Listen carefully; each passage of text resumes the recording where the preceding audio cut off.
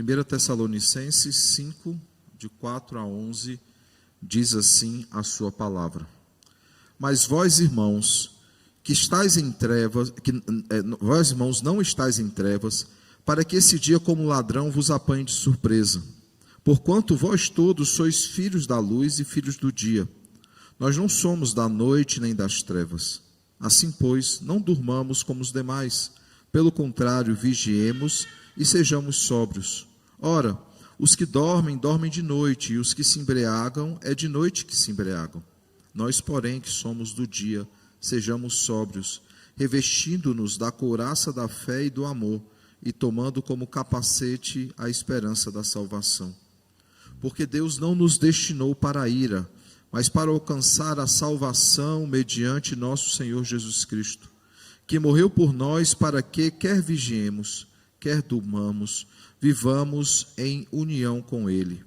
Consolai-vos, pois, uns aos outros, e edificai-vos reciprocamente, como também estáis fazendo. Oremos ao Senhor mais uma vez.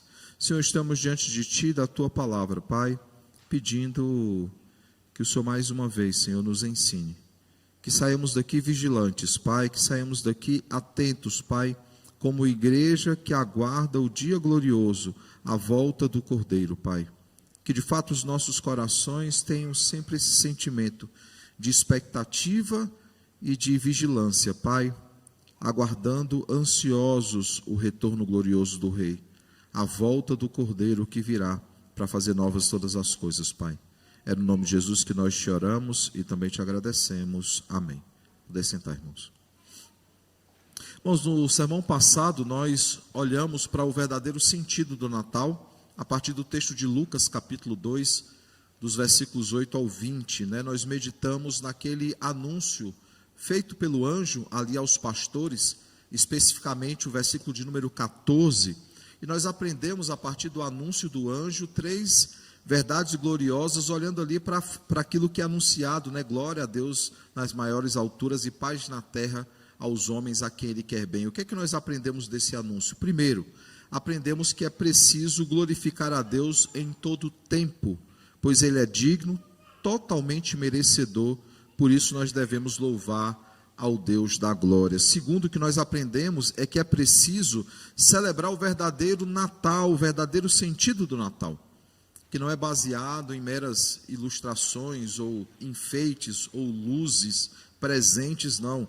Nós celebramos a verdadeira Páscoa, o verdadeiro Natal, que é também a verdadeira Páscoa, que foi quando Cristo selou a paz entre nós e o Senhor, cessando a guerra iniciada pela nossa transgressão. Fomos nós que iniciamos a guerra, mas nenhum de nós poderia cessar essa guerra, nenhum de nós poderia, irmãos, cumprir aquilo que era necessário para que a guerra fosse encerrada. Por isso foi necessário que o próprio Deus enviasse o seu Filho para que Ele fizesse isso em nosso lugar. Terceiro, nós aprendemos que é preciso nos alegrar com o seu amor, e isso nos lembra que Ele nos livrou da condenação eterna mediante tão grande salvação e tão grande sacrifício. A pergunta então que ficou para a nossa reflexão foi: nós anunciamos a mensagem do Natal, nós propagamos isso aos nossos conhecidos, aqueles que convivem conosco, por meio das nossas redes sociais ou dos nossos diálogos pessoais? Será que nós temos feito isso, irmãos? Bem, hoje nós concluiremos essa série, né, chamada Ele Veio e Ele Voltará, justamente falando da segunda vinda de Cristo, né? E o tema é a espera do Cordeiro. E como anunciado já desde o começo, nós teríamos sermões sobre a segunda vinda. Tivemos que reajustar, né? Em virtude da transição pastoral lá da fonte, eu tive que estar lá em dezembro, e nós precisamos rearranjar os sermões, e aí tratamos muito mais da primeira vinda do que da segunda, mas hoje nós falaremos pelo menos uma vez sobre a segunda vinda dele, mas de forma já bem conclusiva, porque nós olharemos para o texto de Tessalonicenses, onde ele olha para o fim de todas as coisas, e ele diz como a igreja deve estar preparada.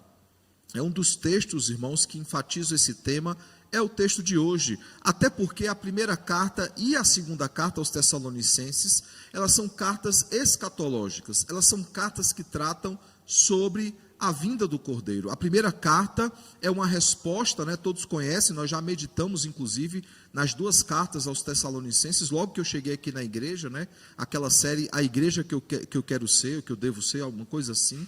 E nós, ao olharmos então para as duas cartas, nós vimos que Timóteo foi enviado então a Tessalônica para prestar relatórios sobre a igreja, para ver se os judaizantes, aquele grupo que tentava impor práticas judaicas dentro da igreja, se os judaizantes eram um problema naquela igreja, se havia algum problema para ser resolvido. E o resultado dessa visita de Timóteo é um relatório excelente. A igreja, de fato, ela é padrão dos fiéis, não apenas da Macedônia, mas também da Caia. É uma igreja que tem uma fé operosa, é uma igreja que tem um amor abnegado, é uma igreja que tem uma esperança viva na volta do Cordeiro. Essas características são muito marcantes na igreja e muito latentes, tanto que as pessoas conhecem a igreja por essas três qualidades, ali a chamada tríade paulina.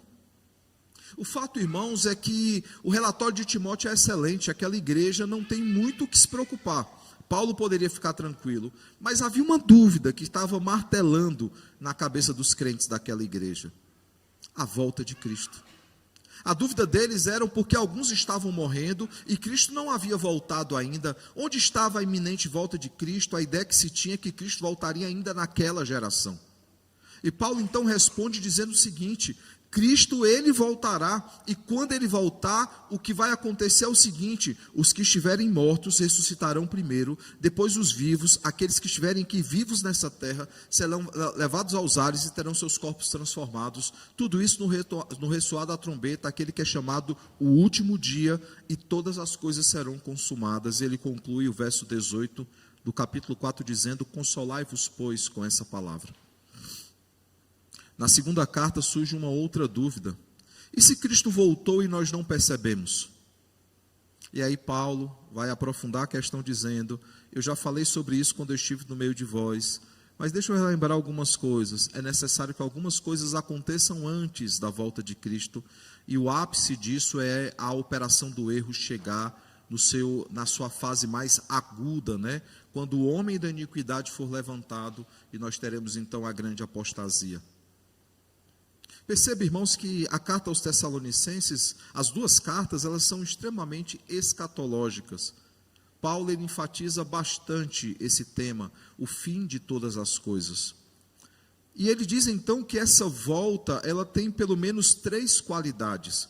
Por mais que ela seja esperada, por mais que a igreja com grande expectativa aguarde o retorno glorioso do rei, ainda assim, essa volta ela é inesperada no sentido de que ninguém sabe o dia e nem a hora. É quando menos se espera, essa volta acontecerá.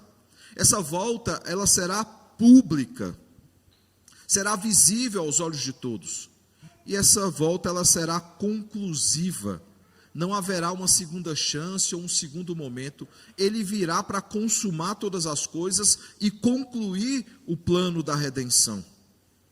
E essas características, irmãos, ficam ainda muito claras se nós observarmos o capítulo 5, e eu espero que você esteja aí com a sua Bíblia aberta, porque nós vamos olhar muito aqui para Tessalonicenses. Tessalonicenses capítulo 5, a primeira carta, né, os versos anteriores ao que nós lemos, diz o seguinte, do versículo 1 ao versículo 3. Irmãos, relativamente aos tempos e às épocas, não há necessidade que eu vos escreva, pois vós mesmos estáis inteirados com precisão de que o dia do Senhor vem como ladrão de noite. Veja que ele coloca aí, inclusive, uma expressão usada por Jesus. Jesus ensinando sobre a necessidade da vigilância nas parábolas do reino. Ele vai dizer o quê?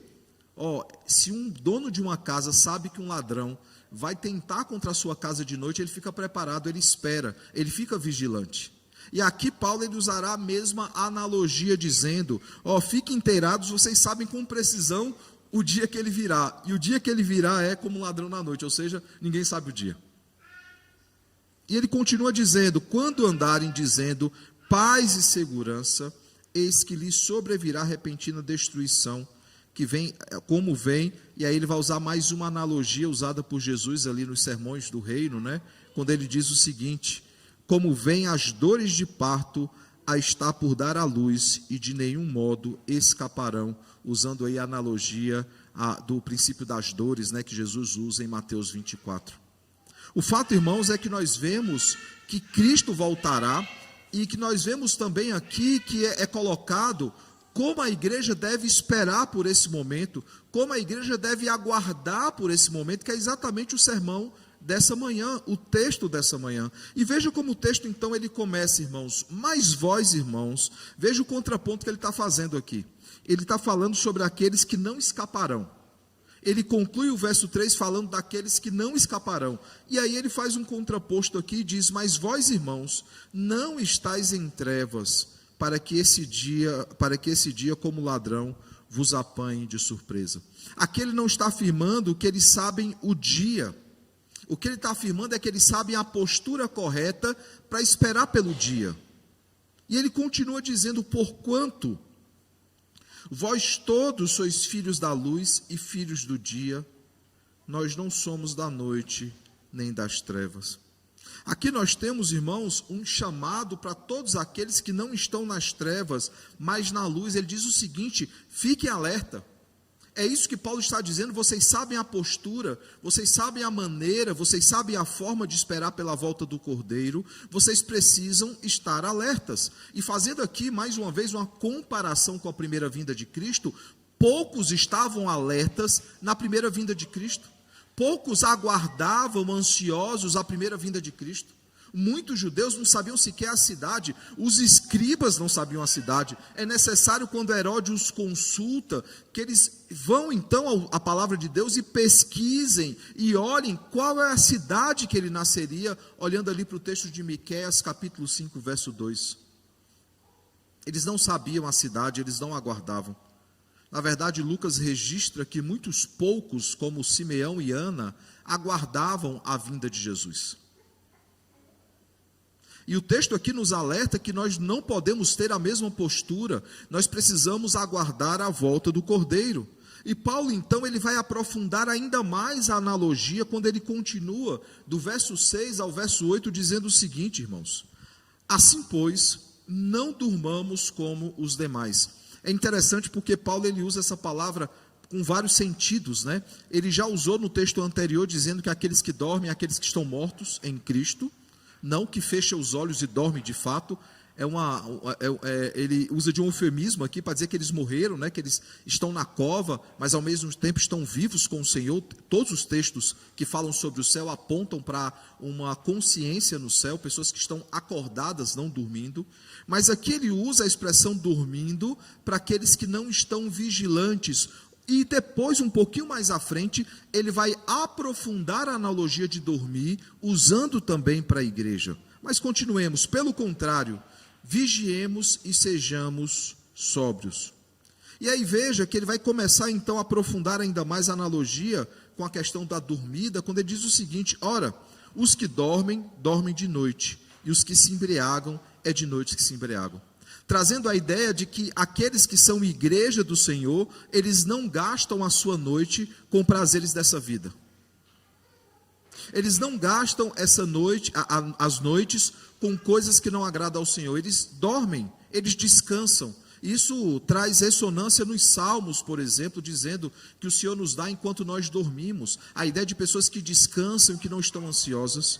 E aí ele continua dizendo: nós, porém, que somos do dia, ou seja, que nós não ficamos acordados à noite nos embriagando, sejamos sóbrios. E aí nós temos o contraponto dos sóbrios com os embriagados.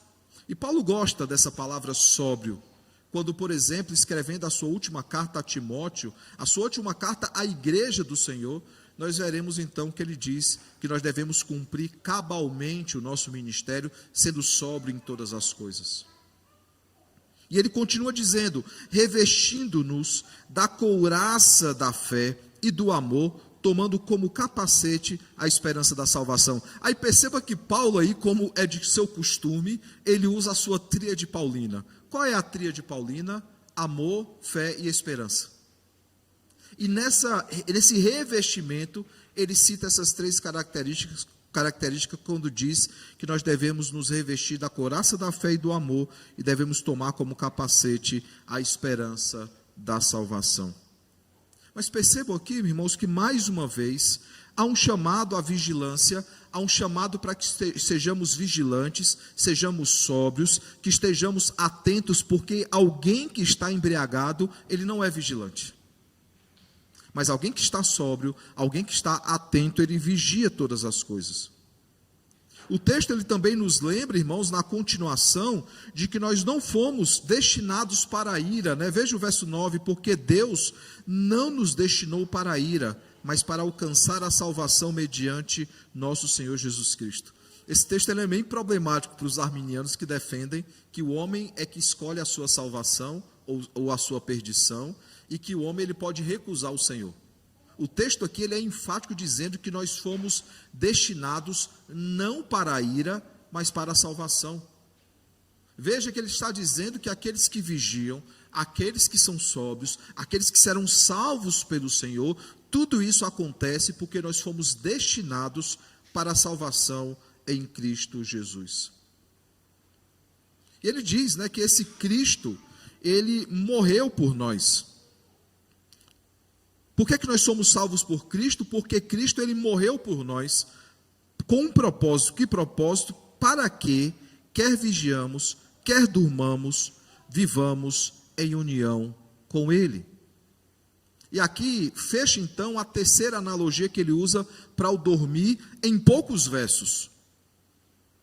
A analogia inicial é que aqueles que dormem é aqueles que morreram em Cristo.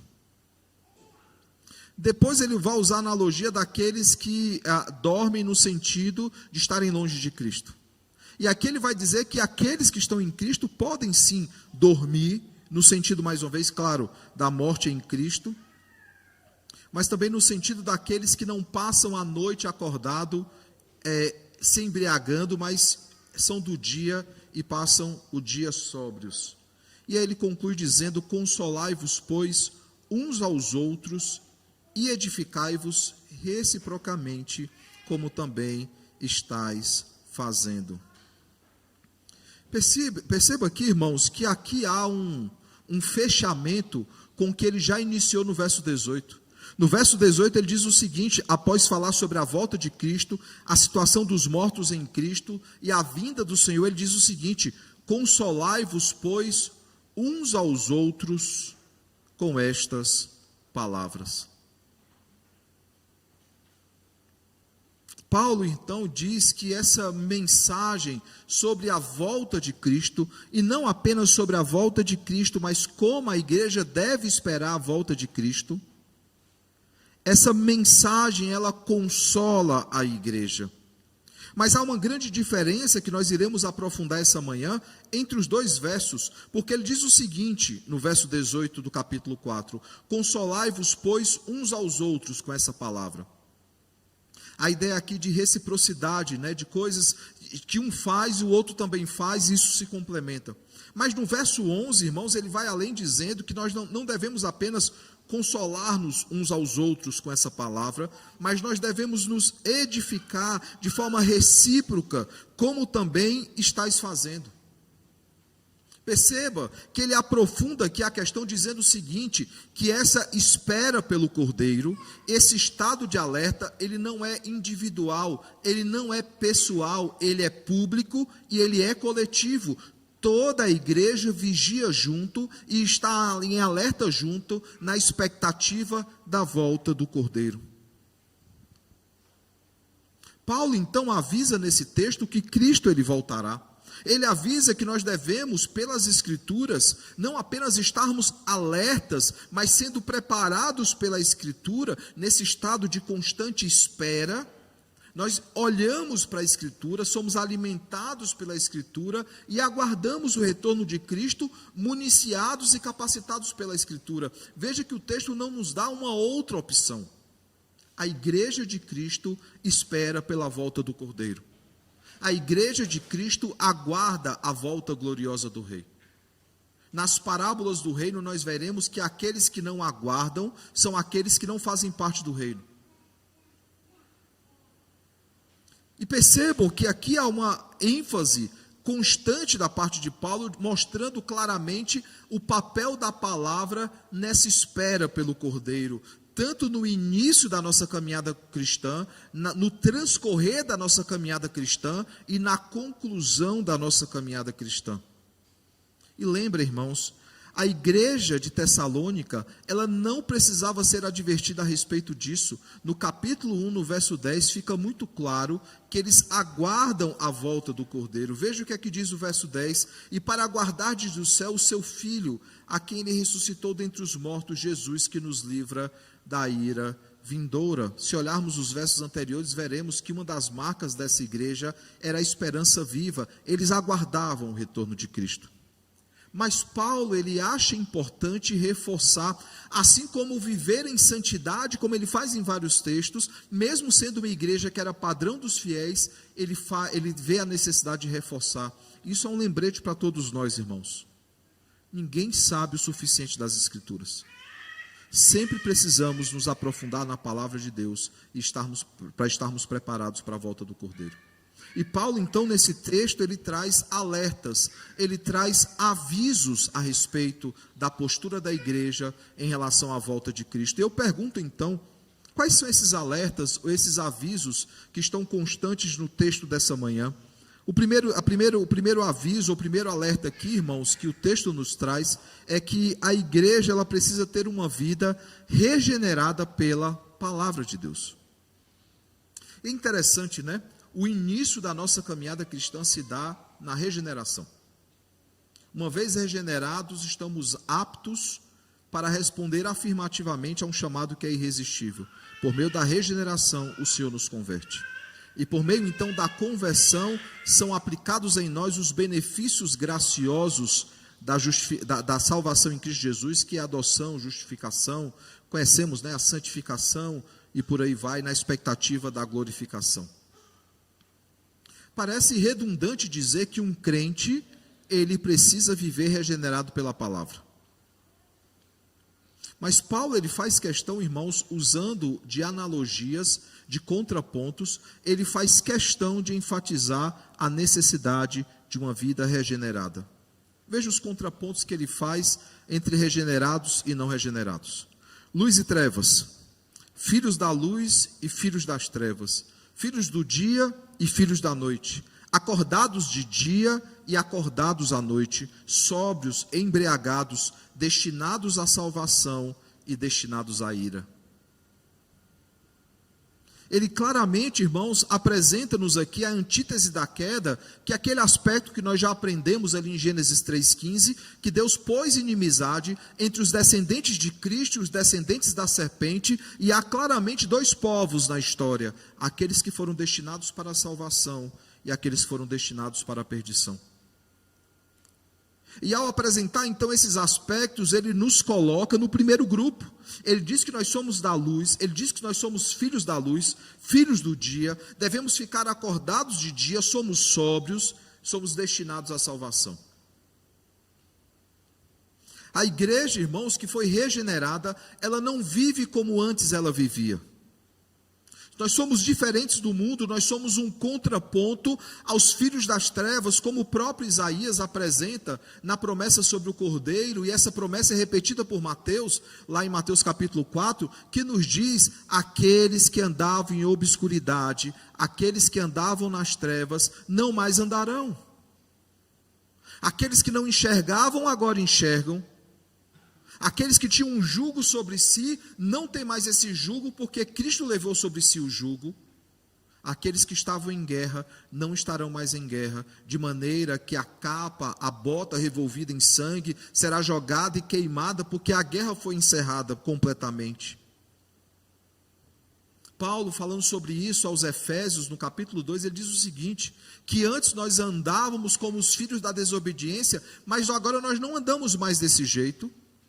Diz que esse espírito que atua nos filhos da desobediência já atuou em nós, mas não atua mais, que nós éramos por natureza filhos da ira, mas agora nós não somos mais filhos da ira.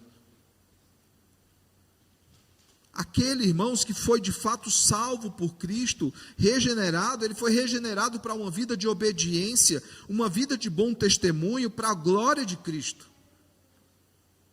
E ele não pode nem deve, irmãos, viver de qualquer forma. Hoje, na chamada igreja pós-moderna, né, aqueles que se dizem crentes podem continuar tendo a mesma vida que tinham antes de entrar na igreja. E Cristo aceita todo mundo, Ele não faz acepção de pessoas. Isso é repercutido em púlpitos, ou chamados púlpitos, né? Alguns cultos parecem mais shows, e os púlpitos parecem mais palcos, né? A ideia, irmãos, aqui que o texto nos traz, é que nós devemos esperar por Cristo, mas nós devemos fazer isso como regenerado que somos pela palavra. Não de qualquer forma, não de qualquer jeito, não como as noivas ineptas ou inércias, não como noivas que não aguardavam a volta de Cristo, como uma das parábolas. Por isso, irmãos, a primeira lição que nós aprendemos essa manhã é que é necessário viver de acordo com a nossa nova natureza, a natureza que foi transformada pela palavra. Por isso, Paulo, em Efésios, em Colossenses e em outros textos, mas especialmente nesses dois, ele faz esse contraponto com aquela roupa que nós vestíamos e a roupa que nós vestimos agora. Que nós devemos nos despir do velho homem e nos revestir de um novo homem, e aquelas coisas que nós fazíamos antes, nós não fazemos mais. Porque, irmãos, se a igreja ela é composta por pecadores, somos ainda pecadores em santificação, mas nós não podemos mais viver como nós vivíamos antes de sermos alcançados por Cristo. E sabe, se a igreja quiser ser muito parecida com o mundo, aquele que está lá fora vai se perguntar: por que eu vou para a igreja se a vida que eu vou ter lá é a mesma que eu tenho aqui fora? Não faz sentido, irmãos. Aqueles que estão em Cristo são nova criatura, e as coisas velhas se passaram, e eis que tudo se fez novo. Por isso, irmãos, é preciso viver de acordo com a nossa nova natureza, a natureza regenerada pela palavra de Deus. Segunda coisa, irmãos, a igreja precisa viver de forma constante em santificação, porque ela é santificada pela palavra. Ela não é apenas regenerada pela palavra, ela é santificada pela palavra. Como já vimos, né, nós fomos redimidos por Cristo, não há condenação sobre nós. Nós fomos regenerados pela palavra, não estamos mais mortos em nossos delitos e pecados, e tudo isso aconteceu com um propósito, para a glória de Cristo. E é interessante, irmãos, que ele diz que para que Cristo seja glorificado, espera-se uma postura da igreja, não uma postura apenas de quem foi regenerado, mas de alguém que vive em santificação. E ele usa uma analogia aqui, irmãos, no texto dessa manhã, que é a analogia que ele também usa em Efésios. Permitam-me ler novamente o que ele diz aqui em Tessalonicenses, e nós olharemos também para Efésios 6. Veja: nós, porém, que somos do dia, sejamos sóbrios, revestindo-nos da couraça da fé e do amor, e tomando como capacete a esperança da salvação. Aí a gente volta um pouco aí no texto, até Efésios, capítulo de número 6, Efésios, capítulo de número 6, quando ele fala sobre a nossa batalha contra o mal e a nossa armadura, a armadura de Deus que é dada à igreja. Ele diz o seguinte: quanto ao mais, sede fortalecidos no Senhor e na força do seu poder, revestindo-nos de toda a armadura de Deus, para poderdes ficar firmes contra as ciladas do diabo. Aí pulando um pouquinho, né, porque ele vai discutir sobre essa guerra que temos contra Satanás, contra a carne, contra este mundo. Ele continua no verso 13 dizendo o seguinte: portanto, tomai toda a armadura de Deus, para que possais resistir no dia mau, e depois de terdes vencido tudo, permanecer inabaláveis. Veja aí a necessidade dessa armadura, para que vivamos em santificação e em prontidão.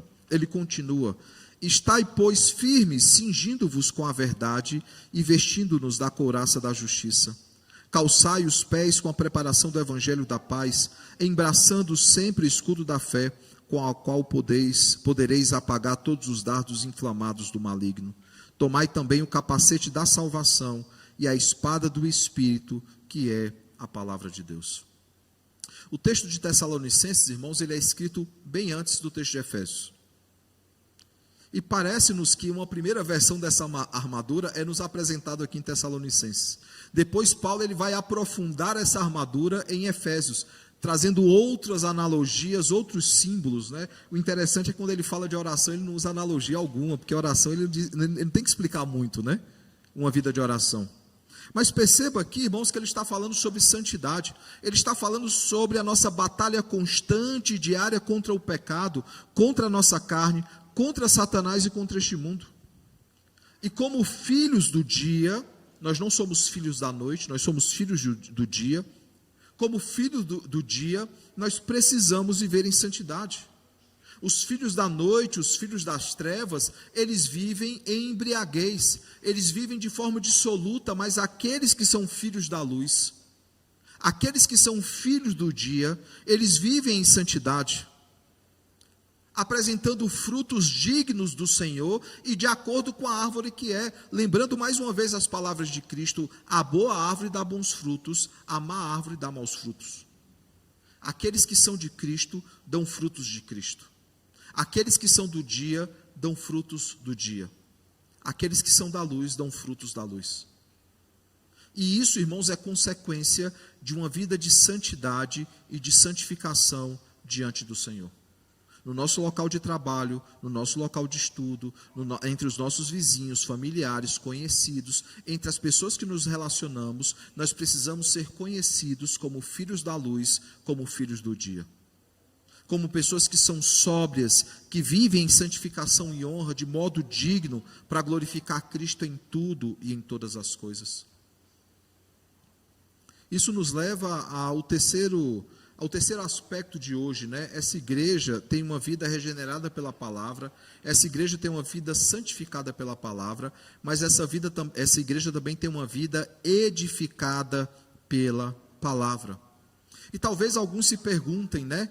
Pastor, mas qual é a diferença que o senhor vai fazer entre santificação e edificação, sendo que são coisas que estão entranhadas? É porque eu gostaria de diferenciar aqui o que ele faz no texto, trazendo a palavra edificação para o contexto da vida comunitária da igreja.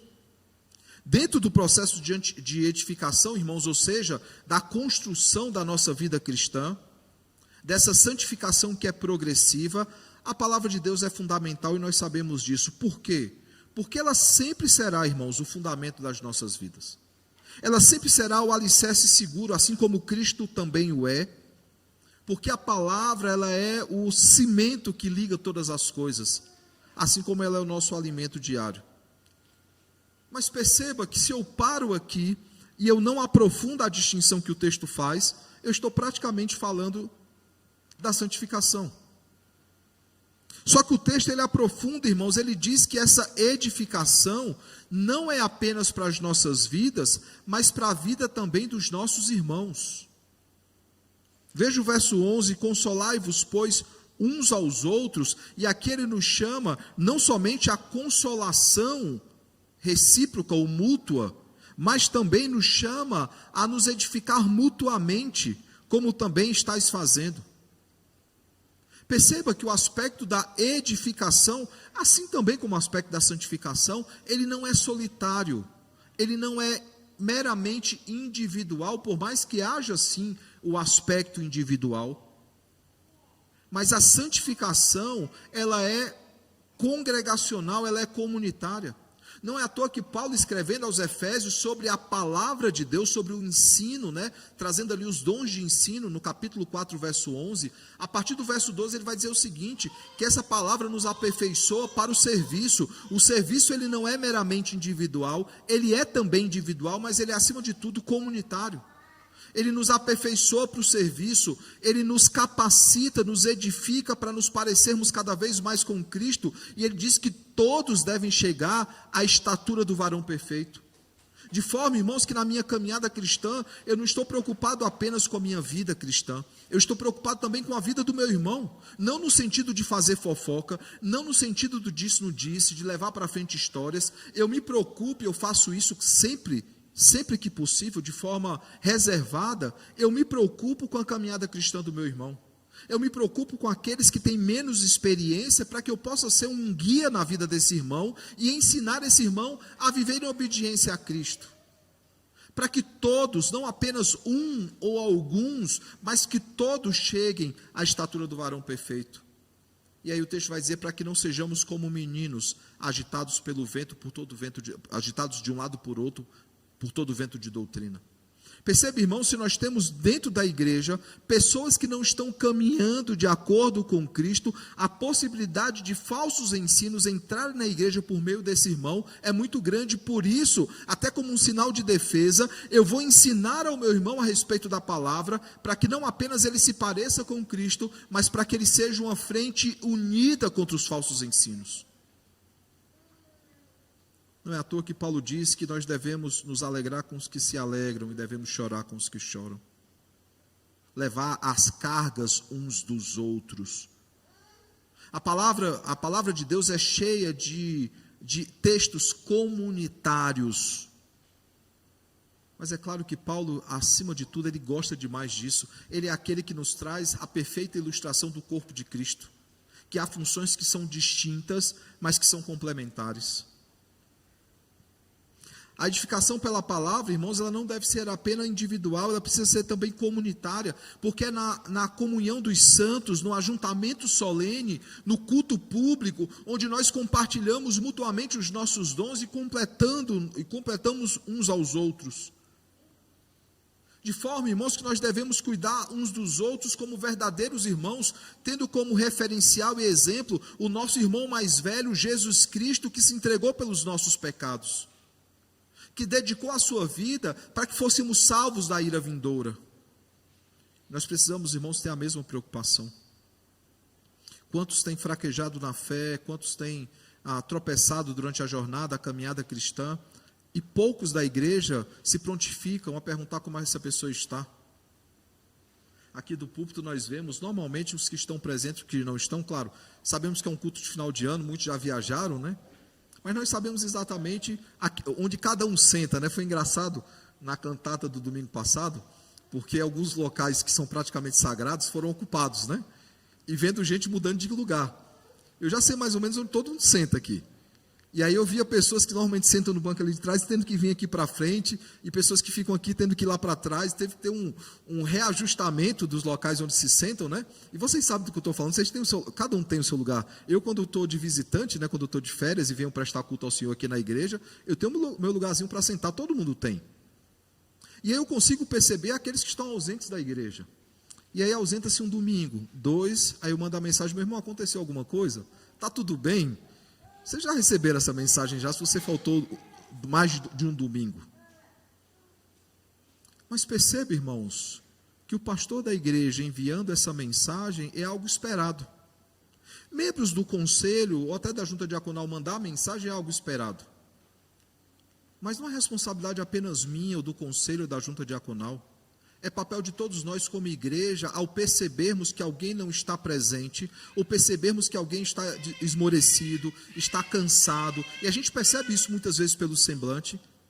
É obrigação nossa, obrigação isso, não obrigação no sentido de falta de amor, obrigação no sentido que a palavra de Deus nos chama a fazer isso. É um chamado para todos nós, chamar aquele irmão à parte e dizer: meu irmão, está tudo bem, você quer que eu ore com você? Está acontecendo alguma coisa? Isso é que precisa ter entre nós, irmãos, um cuidar uns dos outros como verdadeiros irmãos. Porque o texto nos diz que é preciso zelar, irmãos, espiritualmente, tanto pelo nosso crescimento, como para o crescimento dos nossos irmãos. Nós precisamos zelar uns pelos outros. Nós precisamos cuidar uns dos outros. Nós devemos estar atentos, irmãos, uns aos outros, mais uma vez, não no sentido de fofoca, de picuinha, de maledicência, mas no sentido, irmãos, de vigiarmos todos juntos, como um único corpo que somos, pela volta daquele que é o cabeça desse corpo, Jesus Cristo, o Senhor das nossas vidas. Eu concluo então, irmãos, perguntando que aplicações nós podemos tirar do texto dessa manhã. A primeira delas, irmãos, nós esperamos pela volta de Cristo manifestando bons frutos. E esses bons frutos, irmãos, não são de nós mesmos. Esses bons frutos são consequência da obra remidora e regeneradora de Cristo, que nos transformou para sermos transformadores. Nós somos instrumentos de transformação na vida de outros irmãos. Para isso, irmãos, nós precisamos manifestar bons frutos. Nós precisamos, irmãos, a andar em santificação diante do Senhor. Nós precisamos andar de modo digno da vocação para que fomos chamados, irmãos. Nós não podemos viver como antes nós vivíamos. Falei sobre a igreja pós-moderna, né? Eu cresci na igreja. Eu lembro claramente, eu já falei isso para vocês, né? De como o evangelho transformava profundamente a vida das pessoas. E ele ainda transforma. O verdadeiro evangelho ainda transforma. Aquele senhorzinho do bairro, que era conhecido por viver nos bares, um dia passa todo bonito e arrumado, com a Bíblia debaixo do braço, e alguém diz: entrou para a lei dos crentes. Essa verdadeira transformação que o evangelho ele faz, irmãos, de nos transformar de filhos da desobediência para filhos da obediência, de filhos das trevas para filhos da luz, de filhos da noite para filhos do dia. E ao acontecer isso em nossos corações, essa transformação, irmãos, nas nossas vidas, nós manifestamos frutos dignos do Senhor. E esse texto nos chama a esperar a sua volta, manifestando esses frutos. Segunda coisa, irmãos, nós devemos esperar pela volta de Cristo vivendo em santidade, manifestando, irmãos, o nosso amor e a nossa obediência para aquele que não apenas é salvador das nossas almas, mas é Senhor das nossas vidas. Nós não podemos, irmãos, almejar ou ansiar apenas pela salvação em Cristo. Nós devemos desejar ardentemente o senhorio de Cristo nas nossas vidas. Nós somos o seu povo, somos rebanho do seu pastoreio. Por isso nós não vivemos para nós mesmos, nós vivemos para Cristo, que é o Senhor das nossas vidas, que comprou as nossas vidas com sangue precioso. Por isso nós não vivemos para nós mesmos, nós vivemos para o Senhor, nós vivemos em santidade porque Ele é santo e vivemos em santidade assim como Ele é santo. O nosso prazer não está em atender a pauta desse mundo, as ideologias desse mundo, a agenda desse mundo. A nossa alegria está em satisfazer a vontade daquele que nos arregimentou, daquele que nos tirou das trevas e nos transportou para a sua maravilhosa luz. Esse é o nosso compromisso, irmãos. Essa é a nossa agenda, essa é a nossa pauta. Isso é o que nós pregamos. É essa mensagem que demanda a nossa atenção, que demanda o nosso tempo, as nossas atividades, as nossas interações, todas elas são pautadas pela pregação do Evangelho.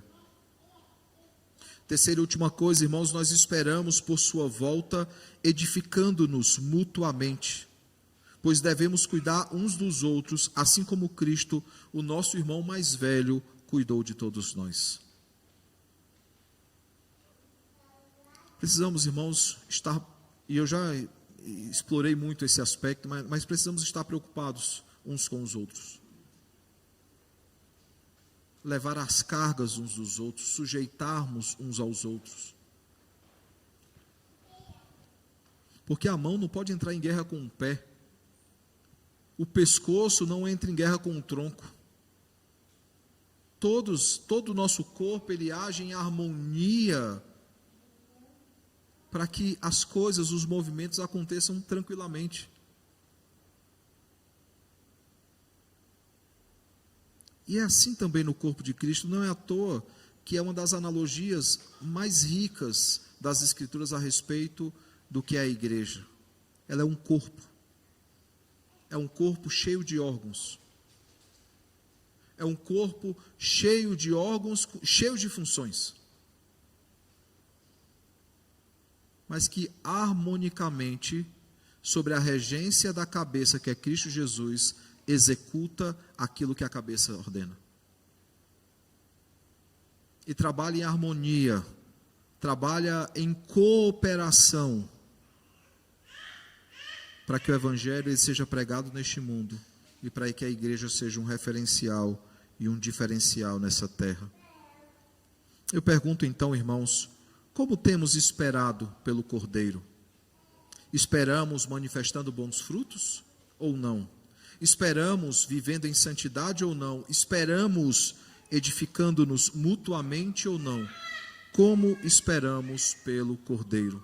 Que o bom e eterno Deus, irmãos, continue nos capacitando para que possamos glorificá-lo por meio de bons frutos. Que Ele continue nos capacitando para que vivamos em santificação. Que Ele continue nos capacitando para que sejamos usados como instrumentos, não apenas de evangelização, ou seja, para aqueles que estão lá fora, mas, acima de tudo, instrumentos de edificação para com aqueles que estão aqui dentro. A igreja ela precisa olhar para os dois lugares, para fora das quatro paredes, mas para dentro também dessa igreja, porque nós não apenas pregamos o evangelho àqueles que estão mortos em delitos e pecados, nós mutuamente nos edificamos para que a igreja continue crescendo e se parecendo cada vez mais com Cristo. Que o Senhor nos abençoe, irmãos, e nos faça ser um reflexo de Cristo nessa terra. Que o Senhor nos abençoe e nos faça ser instrumentos de transformação, porque nós fomos transformados para transformar.